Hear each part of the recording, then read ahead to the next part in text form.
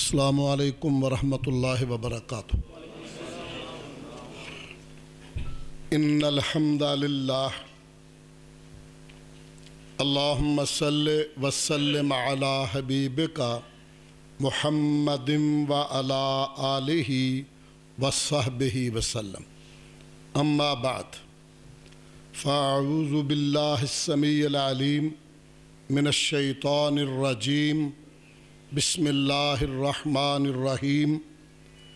یا ایہا المدثر قم فانذر وربک فکبر وثیابک فطہر والرجز فاہجر۔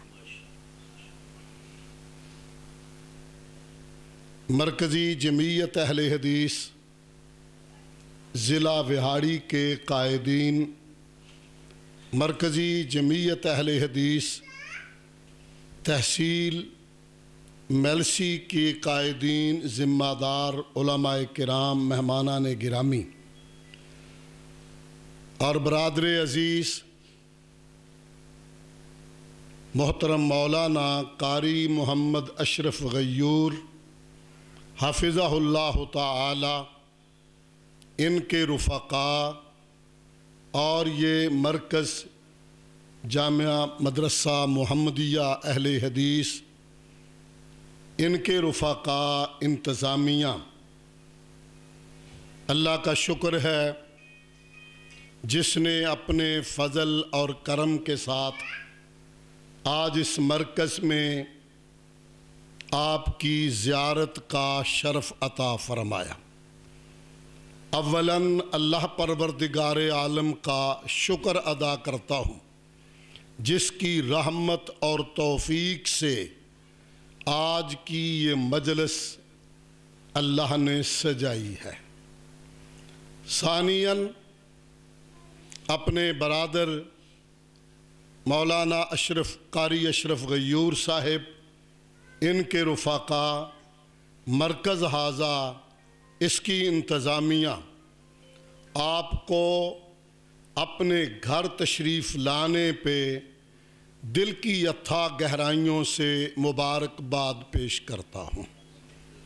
آگے بڑھنے سے پہلے میں مناسب سمجھوں گا کہ برادر عزیز مولانا اشرف غیور صاحب کو آج اس لمحے کے بعد حکم دوں گا، درخواست کروں گا، ہدایت کروں گا ضلعی قیادت کو کہ وہ انہیں ضلع میں نائب امیر کی حیثیت سے اپنے ساتھ چلائیں، اور باقی رفقاء کو تحصیلوں میں باقی جگہ پہ ضلعی اور تحصیلی قائدین ایڈجسٹ کر کے پوری عزت افزائی فرمائیں۔ آنے والے دوستوں سے کہوں گا دل میں ذرہ برابر خلجان نہ لائیے، آپ گھر میں آئے ہیں، حق پہ آئے ہیں، گھر میں آئے ہیں، حق پہ آئے ہیں۔ میرے عزیز فاضل مولانا بلال شاد صاحب جو ناظم ہیں مرکزی جمعیت اہل حدیث ضلع وہاڑی کے، وہ ارشاد فرما رہے تھے، میں جماعت کے متعلق دو تین باتیں ان کی تھوڑی سی ان کی بات کو یہاں تک بڑھاؤں گا۔ جن قائدین کا انہوں نے نام لیا یہ پاکستان میں ہیں۔ ہماری جماعت اس سے پہلے ابو الوفا شیر پنجاب مولانا ثناء اللہ امرتسری رحمہ اللہ نے آل انڈیا اہل حدیث کانفرنس کے نام پہ اس کا آغاز کیا تھا۔ احباب کو شاید یاد ہو جب امرتسر میں آپ ایک مسجد میں درس دینے جا رہے تھے ٹانگے پہ سوار ہو کر، تو بدعتی کچھ لوگوں نے ان کے قتل کا فتویٰ دیا تھا۔ ایک نوجوان جو پہلے سے مسلح کھڑا تھا، مولانا پگڑی باندھتے تھے، کلہ باندھتے تھے، اس نے ٹانگے سے اترتے ہوئے ان پہ زوردار قاتلانہ حملہ کر دیا تھا، جس کے سبب پگڑی کلہ کٹ کے سر شدید زخمی ہوا۔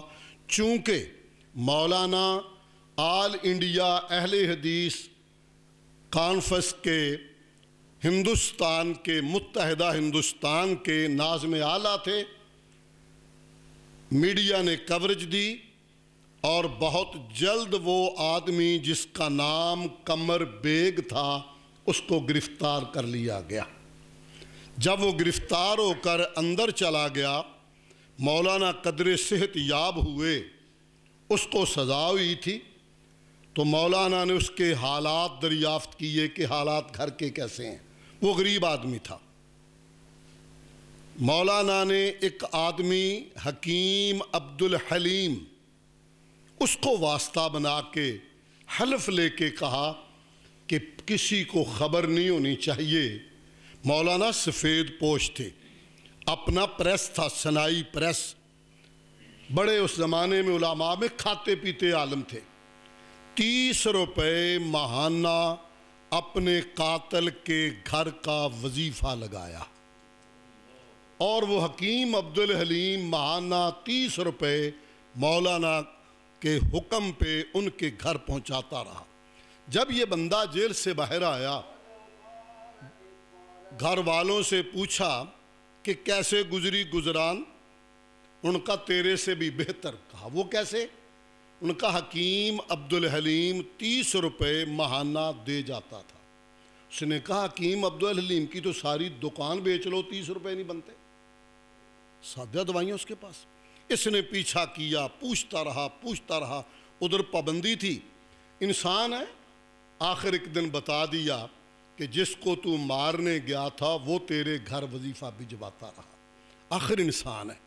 یہ رات عشاء سے پہلے مولانا کی مسجد مبارک امرتسر میں پہنچ گیا۔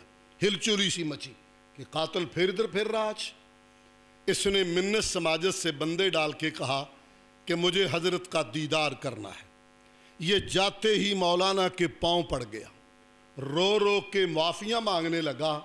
کہا مولانا مجھ پہ عیا ہو گیا ہے کہ حق کدھر ہے، اللہ کے لیے بیعت میری کر لیجئے اور مجھے اہل حدیث بنا دیجئے۔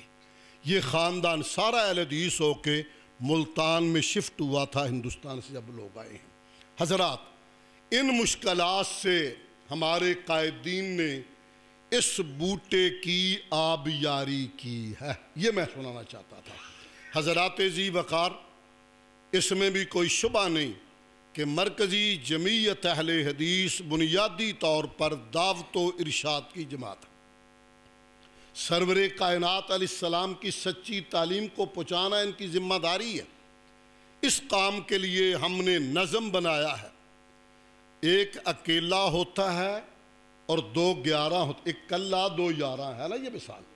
جماعت پہ اللہ کا ہاتھ ہوتا ہے، فرد قائم ربط ملت سے ہے، تنہا کچھ نہیں، موج ہے دریا میں بیرون دریا کچھ نہیں۔ حضرات، پھر یہ بھی ذہن میں رکھیں، آج صرف بر صغیر میں نہیں، مرکزی جمعیت اہل حدیث الحمدللہ اس وقت دنیا کے اکثر ممالک میں موجود ہے۔ چند ایک ممالک میں نے بھی دیکھے، بنگلہ دیش، ہندوستان، یورپ کے ممالک، لیبیا اور کچھ عرب ممالک کا اللہ نے مجھے دیدار کرنے کا موقع دیا ہے۔ مجھے خوشی ہوئی کہ یورپ کے ممالک میں بہت سارے، بلکہ افریقہ کے ممالک میں بھی مرکزی جمعیت اہل حدیث کے نام پہ اہل حدیثوں کا وجود باقی ہے۔ اور اس سے بڑی خوشی یہ ہے کہ پوری دنیا کے اہل حدیث، ہمارے قائد امام العصر جو بنانے میں شامل تھے مولانا سیالکوٹی کے ساتھ، حافظ محمد ابراہیم میر سیالکوٹی رحمۃ اللہ علیہ، ان کے خلف الرشید ہمارے قائد علامہ سینیٹر پروفیسر ساجد میر حافظہ اللہ کو اب پوری دنیا کے اہل حدیث اپنا امیر کہتے ہیں۔ آپ کو یاد ہوگا امام کعبہ جب پاکستان تشریف لائے تھے، انہوں نے خطاب کیا تھا تو انہوں نے ان لفظوں سے کہا تھا کہ میرے والد ساجد میر، سماحت الوالد کہا تھا اس نے، کہ میرے استاد ہی نہیں، میرے والد ہیں سینیٹر ساجد میر۔ قیادت بھی اللہ کے فضل سے ہماری دیانت پر مبنی ہے۔ میں یہ اس موقع پہ آپ سے عرض کرنا ضروری سمجھوں گا، احباب کے علم میں نہیں ہوتا، اللہ کا شکر ہے مرکزی جمعیت اہل حدیث نے دو چیزوں کی حفاظت ذمہ داری سے کی ہے. ایک تو لفظ اہل حدیث کی حفاظت کی ہے جو ہماری روح اہل حدیث کی، نام ہی مرکزی جمعیت اہل حدیث رکھا. اور دوسرا ہماری یہ جماعت مساجد اور مدارس کی چھتری ہے. ملک میں مساجد اور مدارس جس طرح بدلنے والے حالات کے ساتھ اور اس سے پہلے بھی پریشان ہیں، آپ یقین مانیے جماعت ان پہ چھتری ہے، چھتری تھی اور انشاءاللہ آئندہ بھی چھتری رہے گی. حضرات ذی وقار، مرکزی جمعیت اہل حدیث ایک ایک کارکن کو، میں خادم ہوں پنجاب کا، پنجاب سب سے بڑا صوبہ ہے، میں علی وجہ البصیرت کہتا ہوں ہمیں تو ایک ایک کارکن کی ضرورت ہے. ہم تو ہر گھر پر جا کر دستک دینے کو تیار ہیں. میں شکریہ ادا کرتا ہوں مرکزی جمعیت اہل حدیث ضلع وہاڑی کا، شکریہ ادا کرتا ہوں برادر عزیز مولانا قاری اشرف غیور کا کہ آپ نے شفقت فرمائی، مہربانی کی، موقع دیا. ہم ہر ایک چھوٹے سے چھوٹے کارکن کے دروازے پہ جا کے دستک دیں گے، آؤ محمدی پرچم کو لہرانے کے لیے ہمارا ساتھ دو. ہمارا مشن اور کچھ نہیں، سب سے بڑا یہ ہے. باقی جتنے ہمارے شعبے ہیں اس شعبے کو منظم کرنے کے لیے ہیں الحمدللہ. باقی شعبہ جات میں بھی میں تفصیل کا وقت نہیں، ورنہ بہت باتیں میرے دماغ میں مچل رہی ہیں. ایک بات اس موقع پہ بتاؤں، ہمارا امیر جو آج عمر رسیدہ بھی ہے مگر قوی اعصاب کا مالک ہے. میں دو حوالے دوں گا صرف. جب پرویز مشرف آیا، آپ کو یاد ہوگا ملک میں مسلم لیگ بھی سو گئی تھی، سب سے پہلا بیان سینیٹر ساجد میر کا آیا تھا. اور ہمارا اجلاس ہوا اس دن، فوج اور پولیس کا دفتر کا پہرا تھا. میں بھی چونکہ رکن تھا کابینہ کا، اس لیے میں چشمدید گواہ ہوں. کور کمانڈر سیالکوٹ کا فون آیا، اس نے کہا پروفیسر صاحب آپ آج تقریر نہیں وہاں کریں گے. پروفیسر حالات دیکھ لیں کیسے تھے، فوج آئی ہوئی تھی. آپ نے فرمایا میں تو تقریر کروں گا. کیوں نہیں کروں گا؟ کہنے لگے نہیں میں کہہ رہا ہوں آپ نہیں تقریر کریں گے. پروفیسر فرمایا میں تو کروں گا. کہنے لگے اگر کرنی ہے تو کمیٹڈ، یہ لفظ آپ جانتے، کمیٹڈ، طے شدہ. فوج کے متعلق، پرویز مشرف کے متعلق قطعاً آپ کوئی بات نہیں کر سکیں گے. میں حیران تھا. میر صاحب نے کہا میں نے زندگی میں جب سے اہل حدیثوں کے گھر میں پیدا ہوا ہوں کبھی کمیٹڈ گفتگو کی نہیں ہے. وہی کرتا ہوں جو اللہ کرواتا ہے، وہی کرتا ہوں جو اللہ کرواتا ہے. ایک موقع. دوسرا موقع آپ کو یاد ہے جب یہ موجودہ آرمی چیف بنایا جا رہا تھا تو پروفیسر صاحب کا ایک بیان آیا تھا کہ مجھے خدشہ آنے والا اس کا تعلق قادیانیوں سے ہے جو ملک کے لیے نقصان دہ ہوگا. تھر تھلی مچ گئی تھی.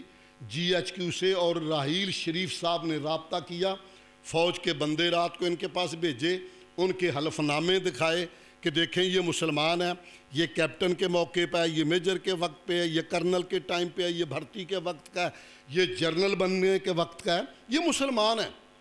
پوری تسلی کے بعد حضرت نے بیان دیا کہ میں نے جو بیان دیا تھا ملک اور دین کی محبت میں دیا تھا. اگر یہ درست ہے تو مجھے بیان واپس لینے میں کوئی بات نہیں ہے. بات آئی گئی ہوگی. جب یہ chief of army staff senate میں آئے بریفنگ لینے کے لیے، ان دنوں مولانا ابو تراب صاحب گرفتار تھے. چائے کی ٹیبل پہ سامنے بیٹھے تو میر صاحب نے فرمایا جنرل صاحب بڑی ہوگی اور ساڈا بندہ تو دے دیو،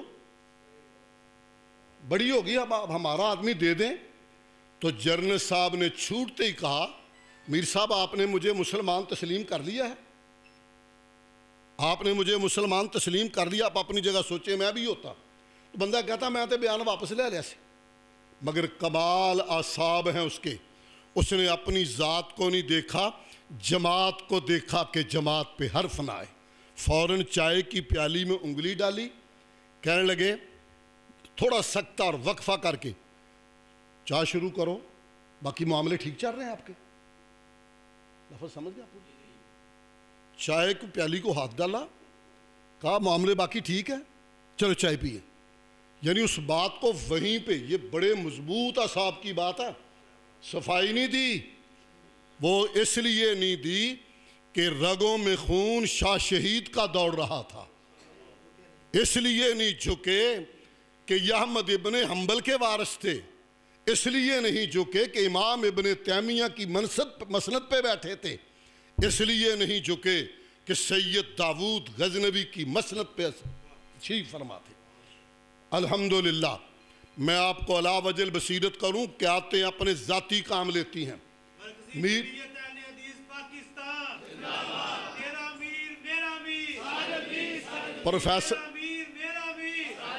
پروفیسر صاحب کے 2 بیٹے ہیں، دونوں ویل ایجوکیٹڈ ہیں. بیٹوں نے کہا بابا آپ سینٹ میں ہیں، ہاتھ آپ کا پڑتا ہے، کوئی اچھی سروس لے دیں. کہنے لگے میں پوری جماعت کا صحرا سر پہ رکھ کے بیٹوں کے لیے سفارش نہیں کر سکتا. اللہ نے ان کو بڑا بھاگ لگایا، وہ باہر چلا گیا. ایک ٹھیک ہے وہ فٹ ہے، لیکن ذاتی ابھی تو کوئی مشکل گل نہیں، بندہ کیا ہی لندا منسٹر نوں، چیف منسٹر نوں، پرائم منسٹر نوں، سب سے رابطے ہیں.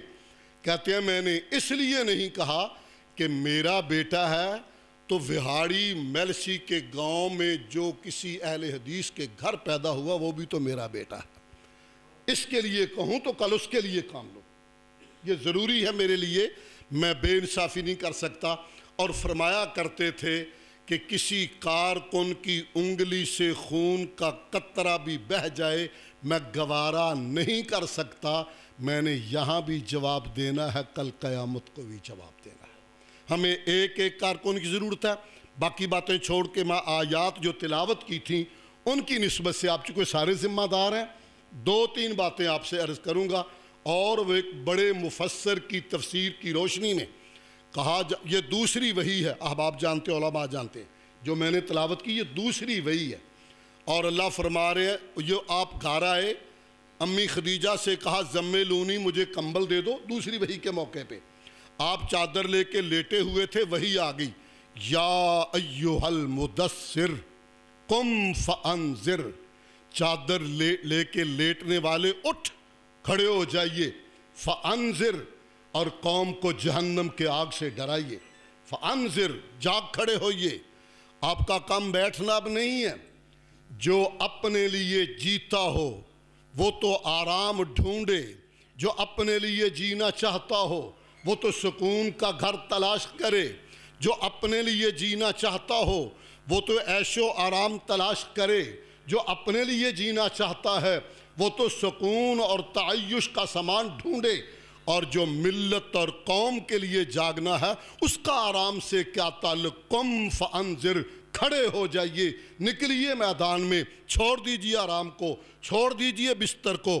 اب بستر پہ لیٹنے کا آپ کا کام نہیں ہے. حضرات اس پیغمبر کے ماننے والے، اسی تعلیم کو اہل حدیث حضرات دینے والے، میں اس نو آنے والے ساتھی جو آج میرے قافلے میں نہیں اپنے گھر میں اپنی ماں کے گھر میں آ کر ہمارے دست و بازو بنے ہیں، ان کو کہتا ہوا، جس طرح نکاح کے خطبے پہ مخاطب وہ ہوتے ہیں، سنانا دوسروں کو ہوتا ہے، ان کو کہتا ہوا یہ کہنا چاہوں گا قم فانذر وربک فکبر، کھڑے ہو جائیے، نکلیے میدان میں، ان بھاگے ہوئے دور رہنے والوں کو پکڑ کے لائیے. وربک فکبر، نعرہ تکبیر بلند کر دیجئے. وربک فکبر، اب اپنے رب کی تکبیر کو بلند کر دیں. قم فانذر، میں بھی آج کی مجلس میں یہی درخواست کروں گا، قم فانذر، اٹھئے، وقت بڑا تھوڑا ہے، اپنے لیے جینا ہو تو سب کچھ کریں. ہم نے امت اور قوم کے لیے جینا ہے، ہم نے آمنہ کے در یتیم علیہ السلام کی امت کے لیے جینا ہے. ہمیں بچوں کی فکر سے زیادہ اس امت کی فکر کرنا ہوگی. اپنے گھر کی بجائے ان دور دراز بستیوں میں بسنے والے، گھروں میں رہنے والے، ٹھٹھرنے والے ان بچوں کی فکر کرنا ہوگی.